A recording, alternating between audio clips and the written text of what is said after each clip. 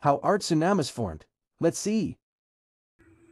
Hello everyone, that's it from Grade 5. Now I am going to talk about tsunami. Do you know what is tsunami? Come, let's see. Tsunami is a series of giant waves. In Japanese, tsunami means harbor waves. A wave is created when the energy passes through the water. Moving air or wind provides energy to the water to forming a regular wave, while on the ocean floor, when the tectonic plate suddenly slides beneath to other.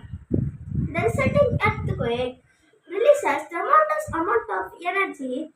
This energy spreads outward from the point of the earthquake, triggered that waves that form tsunami. These waves are small in size but travel at great speed. When they approach the shore, the rising seabed obstructs the energy waves. They slow down the speed of the wave, but the energy flux must constant, leading to an higher waves. This result is called tsunami. I hope all understand about tsunami.